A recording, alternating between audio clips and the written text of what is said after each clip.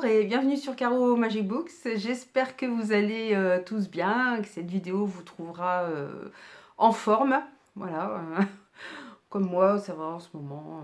Bon, on est, voilà, on rentre dans l'automne. Alors ici dans le nord, c'est alternance de soleil, pluie, soleil, pluie.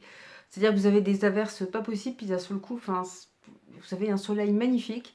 Voilà, c'est un petit peu bizarre, mais c'est l'automne par ici. Ça, si vous inquiétez pas, si vous l'avez, bon, vous avez déjà dû l'avoir sur d'autres vidéos, c'est un lampadaire. Hein, c'est pas, voilà, c'est un lampadaire, ça fait un peu truc du 19e. Ça date pas du tout du 19e, hein, c'est pas, mais voilà, qui se balance tranquillement entre deux.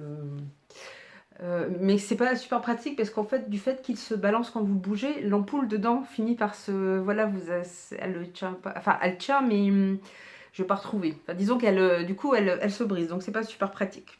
Mais bon, voilà, bref, sur ces, sur ces voilà, considérations purement techniques, on va passer à un book haul. J'allais dire un update lecture, mais non, un book haul. Parce que j'ai fait pas mal d'achats cet été et ça s'est accumulé, j'ai pas eu le temps de tout vous présenter, mais j'ai un peu le même problème avec mes points lecture. Sinon, je voulais vous parler de mes dernières lectures, alors qui sont, ça c'était dans le cadre de l'été Lisons l'Asie. Alors c'est Le poids des secrets de Aki Shimazaki, c'est le tome 1. Ça s'appelle, c'est Tsubaki. Alors Tsubaki en japonais, ça veut dire chrysanthème. Vous avez un chrysanthème violet. Voilà, donc c'est toujours très court, hein, les romans asiatiques, mais c'est toujours très dense en même temps parce qu'on a beaucoup voilà, ce que racontent les pensées, enfin ce que ressentent, ressentent les personnages. Et voilà, c'est une saga familiale. Enfin, je pense que c'est une saga familiale puisqu'il y a 5 tomes. Voilà, donc là, c'est en fait une jeune femme qui, sa mère décède, il lui laisse une lettre et sa mère a habité Nagasaki quand la bombe est tombée sur Nagasaki. Donc voilà. Donc c'est pas toujours très gai, mais je trouve qu'en ce moment on en reparle pas mal. Alors en plus, c'est vrai que moi en ce moment je suis en train de regarder la série The Man in the High, le maître du haut château en français, The Man in the High Castle. Et ça part aussi d'un postulat, alors c'est une uchronie, ça parle du postulat que sont les Japonais et les nazis qui ont gagné la guerre. Donc on parle aussi beaucoup de bombes atomiques, puisque de toute façon Hitler était en train de préparer une bombe atomique de son côté aussi. Hein. Disons que les Américains ont devancé les nazis, mais voilà, il en préparait une aussi. Là, évidemment, dans la série, ce sont les Américains qui se sont pris une bombe atomique sur la figure, quoi, et non pas les Japonais. Ce qui a changé complètement le cours de la guerre, entre autres choses. Donc voilà. Du coup, je trouve qu'on en parle pas mal. Puis c'est vrai que le fait d'avoir lu l'été, lisons l'Asie, bah, on en entend parler pas mal aussi sur Booktube et tout. Enfin, du coup, c'est intéressant de se remémorer aussi cette histoire.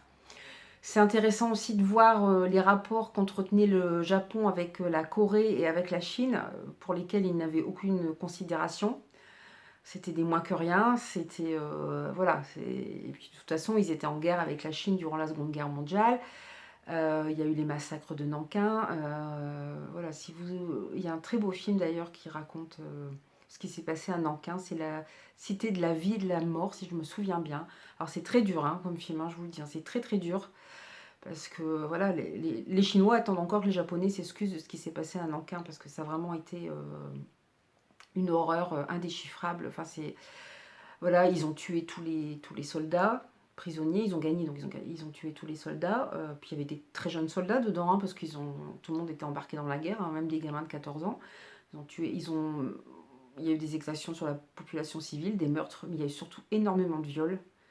Ça a été une boucherie, franchement, ça a été une boucherie, à tel point que, en fait, sur place à Nankin, il y avait des Occidentaux, il y avait notamment quelqu'un de la Croix-Rouge, donc ça devait être alors je ne sais plus si c'est une femme ou un homme, un Suisse. Il y avait un nazi, mais un vieil homme nazi, mais qui lui, en fait, était nazi, mais plus dans le sens où il voulait que l'Allemagne se redresse, mais pas au prix de massacres.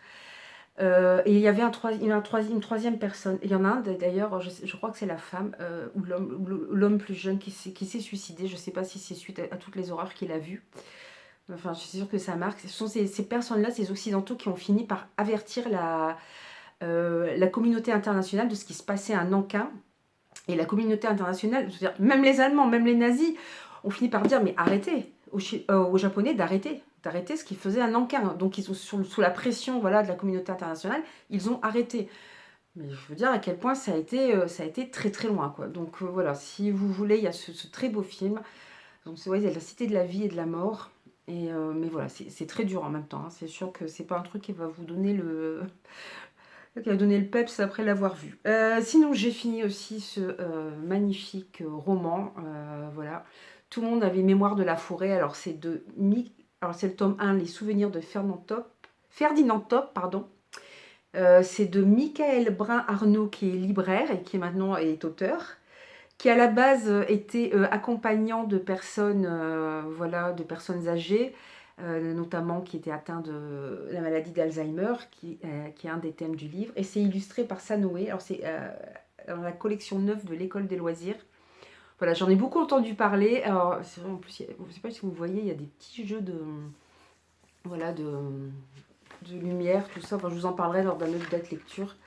En plus, il est magnifique, il y a plein d'illustrations. Et voilà quoi, on parle de la maladie, on parle aussi de la maladie, on parle d'autres choses.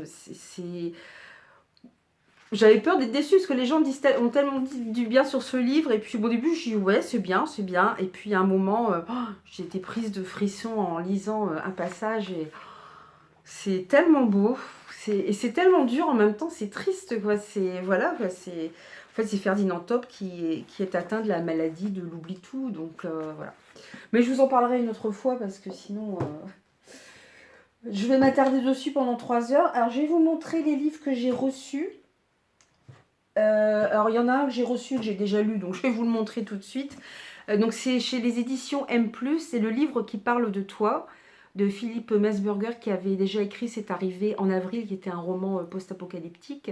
Là, il part tout à fait dans autre chose. Alors là, c'est normal, hein. En fait, c'est ta photo ici. Mettre votre photo. Moi, j'ai pas mis de photo. Je suis pas très photogénique, donc j'évite de mettre des photos de moi. Donc, c'est fait exprès, hein, c'est pas un post-it qui est collé. Et croyez-vous au livre qui change la vie. Voilà, donc on est... Alors, que feriez-vous si en rentrant du travail, vous trouviez chez vous un livre qui parle de vous? Un livre apparu comme par enchantement qui vous ouvre les yeux sur votre vie et comme vous êtes en train de la gâcher. Aurélie menait une existence normale au point d'en avoir oublié le sens. Jusqu'au jour où le livre qui parle d'elle est entré dans sa vie, lui promettant un trésor sans nul pareil. Un trésor dont même vous pourriez profiter. Voilà. À cheval entre traités d'épanouissement personnel et romans à suspense, ce livre prône la recherche de la sobriété et la capacité à se révolter individuellement, préalable à tout véritable changement de vie. Donc, je vous en parlerai aussi plus tard. Alors, j'essaie de ne pas mélanger tous mes livres. Ça va relever du défi. Hop, parce que je suis en train de refaire mon petit tas à côté. Il n'est pas aussi gros qu'avant, mais quand même. Alors, celui-là, je vous l'avais déjà montré parce que je l'ai mis dans ma Pumpkin automne. Je suis désolée hein, pour ces allées et venues entre la caméra et les livres. Je vous l'avais déjà montré. C'est le dernier George R.R. Martin, Feu et sang. C'est de ce roman que s'est inspiré, c'est HBO, je crois, qui produit la série House of the Dragons qui passe sur Netflix. Voilà, je vais y arriver. Donc, alors ça c'est aux éditions Pygmalion. Alors il est sorti aussi, donc c'est l'intégrale. Il est sorti aussi en intégrale au livre de poche, moins cher. Si vous voulez l'acquérir, sachez que il est quasiment moitié prix chez le livre de poche.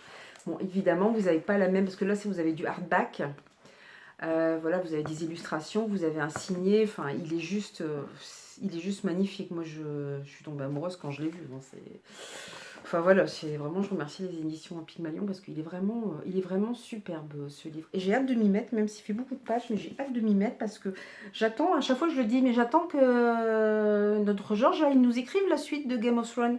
J'aimerais bien voir sa version, lui, de la fin de Game of Thrones par rapport à la série. J'ai été un petit peu déçue aussi sur certains points au niveau de la série. Sinon, j'ai reçu aussi... J'espère que... Je me demande si je vous en ai pas déjà parlé...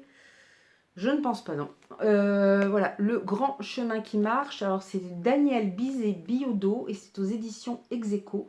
Alors celui-ci, je l'avais gagné sur le groupe Lire, Rêver, Partager, que je vous invite à aller voir. C'est un groupe Facebook qui est très bien d'ailleurs. Alors 14 juillet 2020, un groupe de Québécois honore en France la mémoire de Jacques Pictavien, l'ancêtre parti au XVIIe siècle. Gabriel, l'un de ses descendants, a consacré plusieurs années de sa vie à retracer celle du lointain aïeul. Quant à Pierre-Antoine, son petit-fils, il découvre un cahier relatant l'histoire du pionnier. À un moment du récit, l'auteur hésite, ne sait plus comment poursuivre. C'est que le fantôme du pionnier, réveillé par les siens à pioucer, a décidé de prendre la relève afin que Pierre-Antoine comprenne son histoire familiale.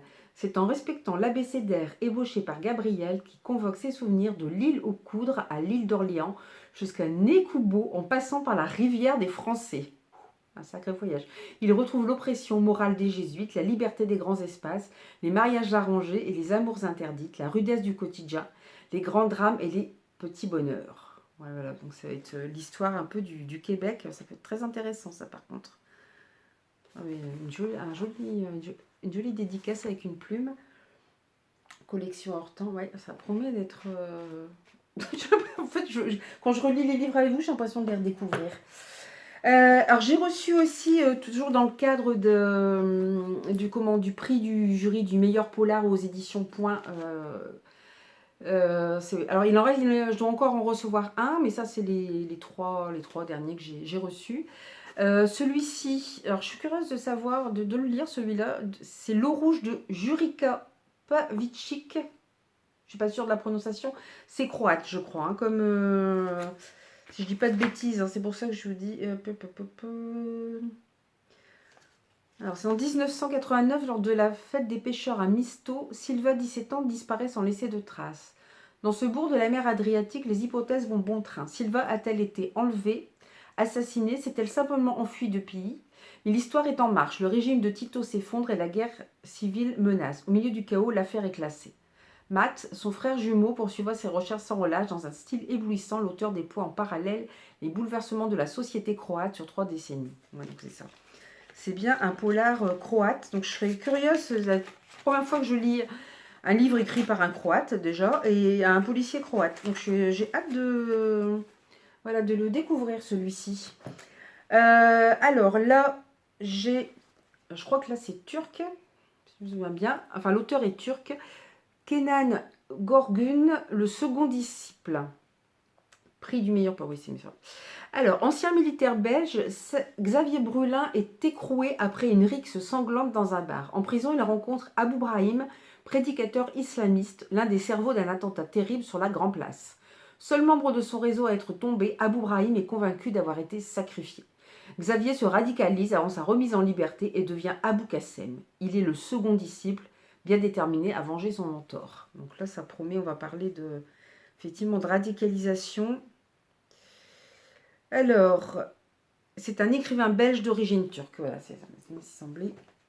Je suis curieuse aussi de voir un petit peu. Alors là, dans un tout autre genre, L'os de Lebowski. Apparemment, c'est un drôle de polar, voilà, couronné par le prix littéraire 30 millions d'amis. Bon, il est assez rigolo, la couverture est rigolote. C'est de Vincent Maillard. Alors là, on suit Jim Carlos, aime bien son nouveau job de jardinier, toujours accompagné de Lebowski, un chien pâteau et affectueux. Il travaille à la création d'un potager dans la propriété d'Arnaud et Laure Loubet, au Pré-Pauleux. Dans la famille Loubet, tout est... Excusez-moi, je reçois un message en même temps sur mon téléphone, alors je lis en même temps. Tout est parfait et harmonieux, un peu trop parfait et harmonieux. Entre le couple de bourgeois et Jim, une singulière relation se tisse au bord de la piscine où on le convie parfois. Ces moments étranges, Jim les consigne dans ses cahiers. Puis un jour, Jim se volatilise. Voilà, donc ça a l'air assez rigolo. Je l'avais mis dans ma liste aussi du Pumpkin Autumn Challenge. Alors, j'ai reçu aussi... ben ça c'est pareil, c'est un roman que j'avais gagné sur le groupe Lire, Rêver et Partager. Alors l'autre ce serait... Non, c'était aussi un livre que j'avais gagné. Alors, O ou H.O., L'aurore des mondes. 3 amis d'enfance se retrouvent après 18 années de séparation. Est-ce l'œuvre du hasard? Leurs destins déjà meurtris basculeront quand chacun rencontrera une silhouette inquiétante, un être étrange qui laisse toujours derrière lui 2 lettres énigmatiques. H.O. Dans le Toulouse des années 60, au bord de la Garonne, 2 enfants, Maria et Robin, disparaissent. Une avocate, Angie, plongée dans le coma, lutte pour survivre. Vincent, Jocelyn, Nino devront s'unir et puiser dans leur ultime ressource afin de livrer un terrible combat contre le temps, contre la mort. Alors, je sais pas, on est, je pense, un peu dans du fantastique. C'est de Gérard Taverne. C'est ça qui m'avait attiré, oui, parce que j'avais pu y changer parce que dans le concours, ils ont fait un gros concours. Il y avait je ne sais combien de livres à gagner. J'ai gagné le seul que j'avais déjà dans ma palle. Je vous jure, je crois que tous les autres, il n'y en avait aucun que j'avais, sauf celui-là. Mais bon, ça va. Du coup, ils ont échangé. Donc, ils ont été bien sympas de l'échanger. Et puis, j'ai reçu aussi aux éditions N+.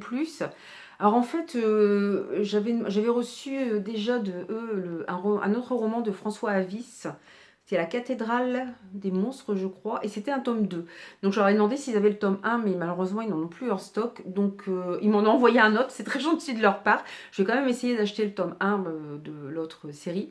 Mais enfin, c'était très gentil. Je me dis, vous êtes trompé, vous ne m'avez pas envoyé le bon... Si, mais comme on n'en a plus, on vous a envoyé... En plus, l'autre, c'était du poche. Là, c'est du grand format. Donc, c'est vraiment très gentil de leur part voilà, de m'avoir envoyé un autre roman de cet auteur.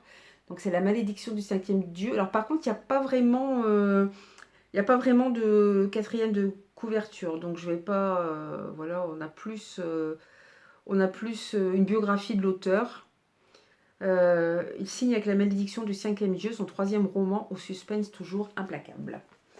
Voilà, ça c'était pour partie. Alors ça c'est ce que j'ai reçu dernièrement. Alors, ce que j'ai acheté. Alors, moi, je suis partie... bon, je fais beaucoup d'achats sur Recycle Livre. De toute façon, je vous le dis quand c'est des nouveautés que j'ai achetées voilà, chez Cultura ou si c'est des nouveautés que j'ai achetées d'occasion.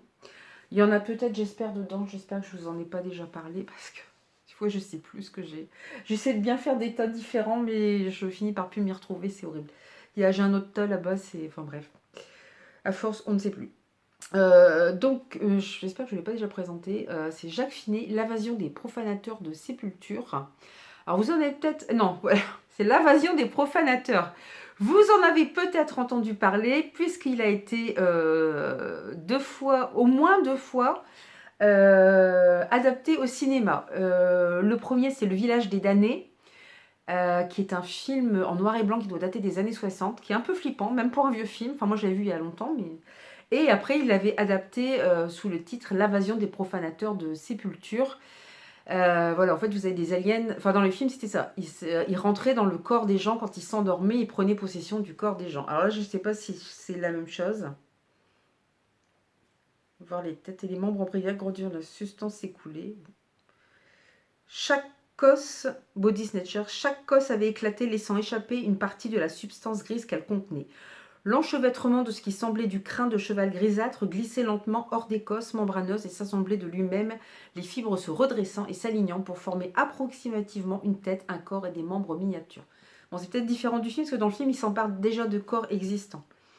Donc, je sais pas trop. Ça fait penser aussi à un film avec Nicole Kidman et Daniel Craig, où c'est pareil, il s'empare aussi des... Mais c'est pas de la même façon. Et ça doit pas être tiré de ce roman-là, mais...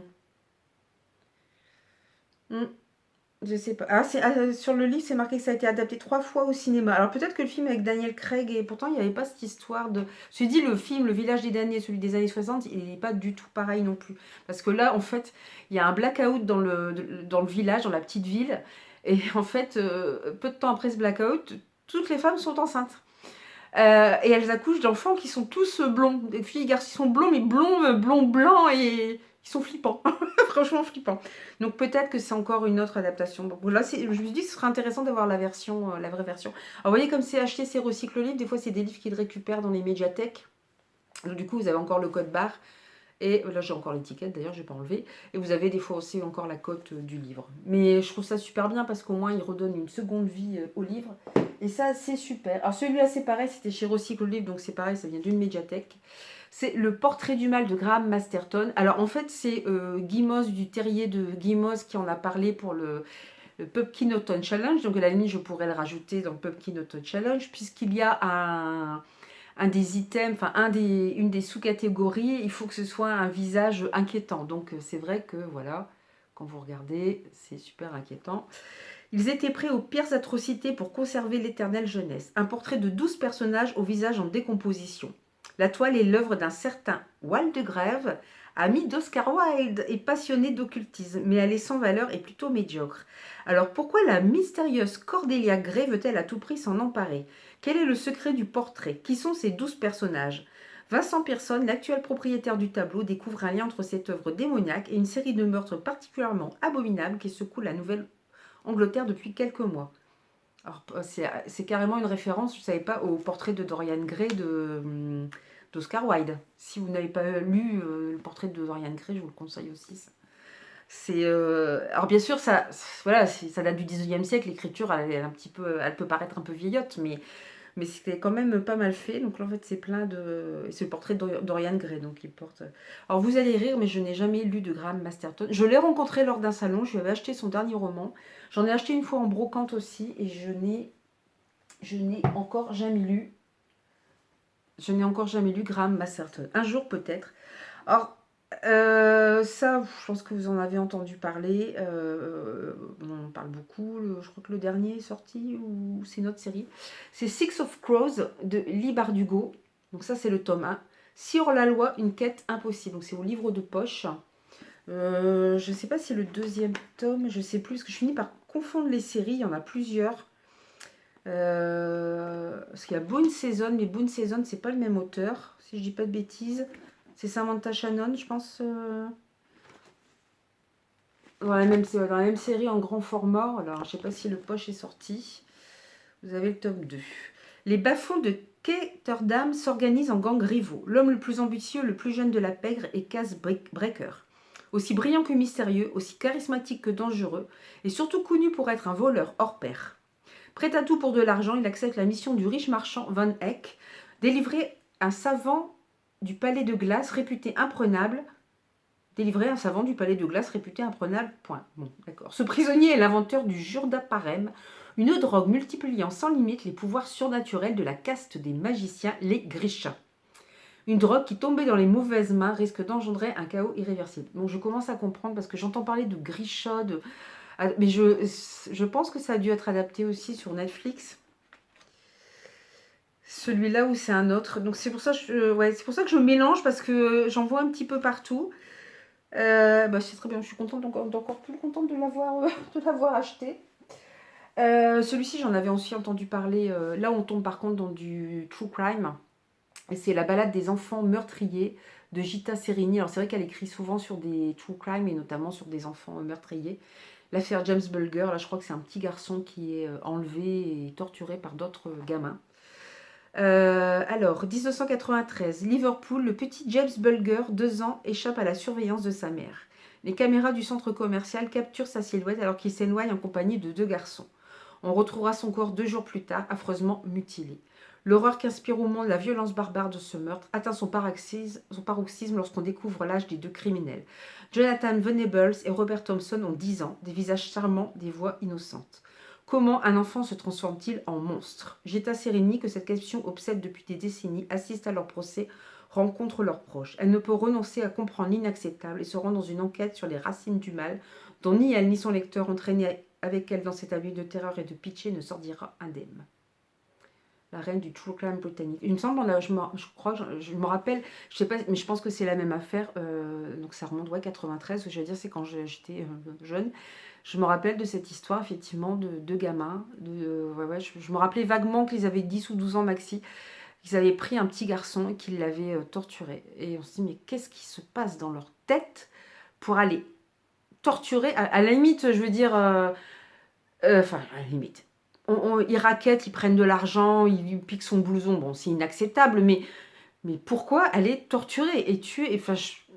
Voilà, et elle a écrit aussi un livre sur une si jolie petite fille, je crois que ça s'appelle.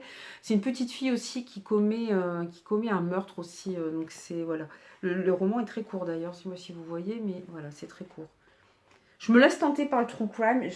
J'espère que j'arriverai à les lire parce que des fois je suis un peu sensible sur ces trucs-là et j'ai un petit peu de mal. Alors ça, c'est Thomas H. Cook.